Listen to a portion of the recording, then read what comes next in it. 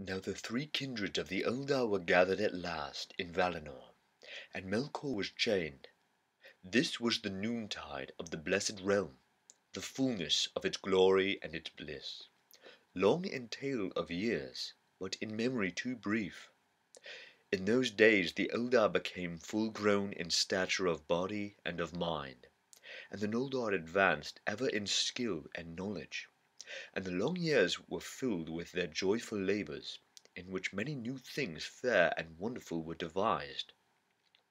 Then it was that the Noldor first bethought them of letters, and Rúmil of Tirion was the name of the lore-master who first achieved fitting signs for the recording of speech and song, some for graving upon metal or in stone, others for drawing with brush or with pen.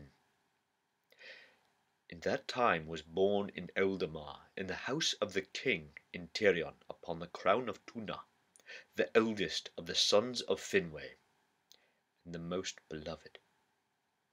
Cúru Finwë was his name, but by his mother he was called Fëanor, Spirit of Fire, and thus he is remembered in all the tales of the Noldor. Miriel was the name of his mother, who was called Serende, because of her surpassing skill in weaving and needlework, for her hands were more skilled to finesse than any hands even among the Noldor. The love of Finwë and Miriel was great and glad, for it began in the blessed realm in the days of bliss. But in the bearing of her son, Miriel was consumed in spirit and body, and after his birth she yearned for release from the labour of living. And when she had named him, she said to Finwë, "Never again shall I bear child, for strength that would have nourished the life of many has gone forth into Fëanor." Then Finwë was grieved, for the Noldor were in the youth of their days, and he desired to bring forth many children into the bliss of Aman. And he said, "Surely there is healing in Aman.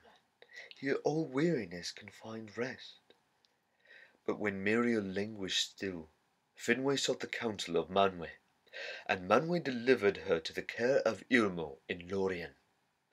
At their parting, for a little while as he thought, Finwë was sad, for it seemed an unhappy chance that the mother should depart and miss the beginning at least of the childhood days of her son. "It is indeed unhappy," said Miriel, "and I would weep if I were not so weary. But hold me blameless in this, and in all that may come after." She went then to the gardens of Lórien, and lay down to sleep. But though she seemed to sleep, her spirit indeed departed from her body, and passed in silence to the halls of Mandos. The maidens of Este tended the body of Miriel, and it remained unwithered, but she did not return. Then Finwë lived in sorrow, and he went often to the gardens of Lórien, and sitting beneath the silver willows beside the body of his wife, he called her by her names. But it was unavailing, and alone in all the blessed realm he was deprived of joy. After a while he went to Lórien no more. All his love he gave thereafter to his son, and Fëanor grew swiftly, as if a secret fire were kindled within him. He was tall, and fair of face, and masterful, his eyes piercingly bright, and his hair raven dark. In the pursuit of all his purposes eager and steadfast, few ever changed his courses by counsel, none by force. He became of all the Noldor, then or after, the most subtle in mind and the most skilled in hand. In his youth, bettering the work of Rúmil, he devised those letters which bear his name, and which the Eldar used ever after. And he it was who first of the Noldor discovered how gems greater and brighter than those of the earth might be made with skill. The first gems that Fëanor made were white and colourless, but being set under starlight they would blaze with blue and silver fires brighter than Helluin. And other crystals he made also, wherein things far away could be seen small but clear, as with the eyes of the eagles of Manwë. Seldom were the hands and mind of Fëanor at rest. While still in his early youth he wedded Nerdanel, the daughter of a great smith named Martan, among those of the Noldor most dear to Aule, and of Martan he learned much of the making of things in metal and in stone. Nerdanel also was firm of will, but more patient than Fëanor, desiring to understand minds rather than to master them, and at first she restrained him when the fire of his heart grew too hot. But his later deeds grieved her, and they became estranged. 7 sons she bore to Fëanor. Her mood she bequeathed in part to some of them, but not to all. Now it came to pass that Finwë took as his second wife Indis the Fair. She was a Vanya, close kin of Ingwe, the High King, golden-haired and tall, and in all ways unlike Miriel. Finwë loved her greatly, and was glad again. But the shadow of Miriel did not depart from the house of Finwë, nor from his heart.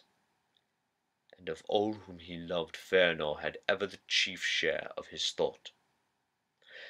The wedding of his father was not pleasing to Fëanor, and he had no great love for Indis, nor for Fingolfin and Finarfin her sons.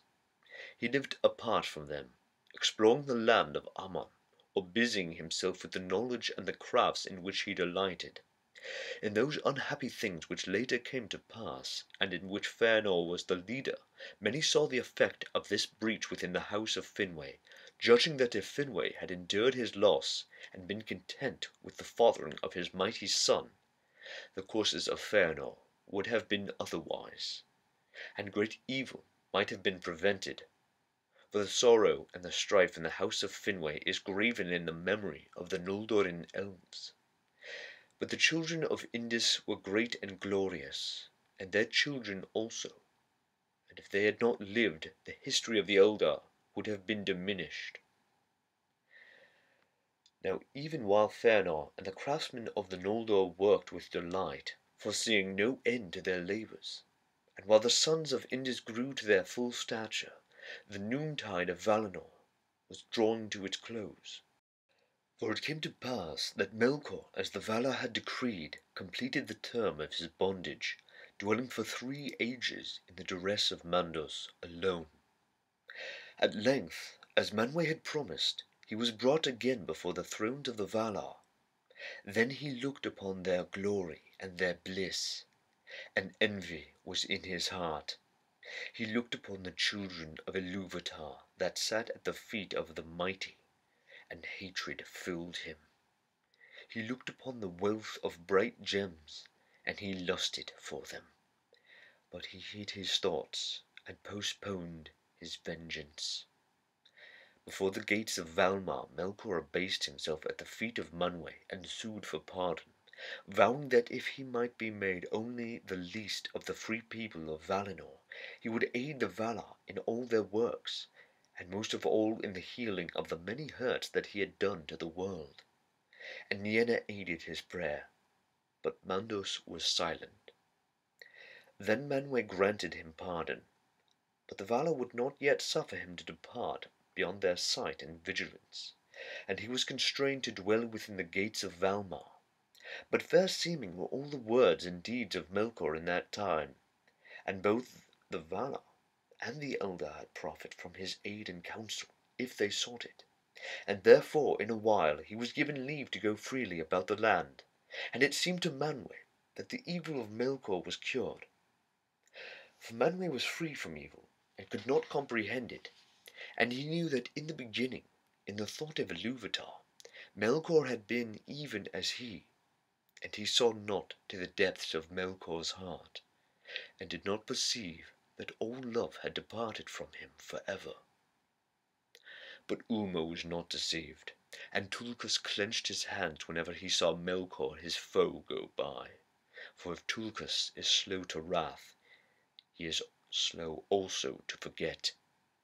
But they obeyed the judgment of Manwë, for those who will defend authority against rebellion must not themselves rebel. Now in his heart Melkor most hated the Eldar, both because they were fair and joyful, and because in them he saw the reason for the arising of the Valar, and his own downfall. Therefore all the more did he feign love for them, and seek their friendship, and he offered them the service of his law and labour, in any great deed that they would do.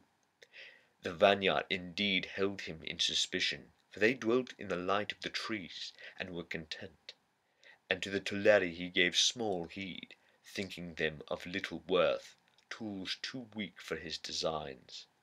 But the Noldor took delight in the hidden knowledge that he could reveal to them, and some hearkened to words that it would have been better for them never to have heard.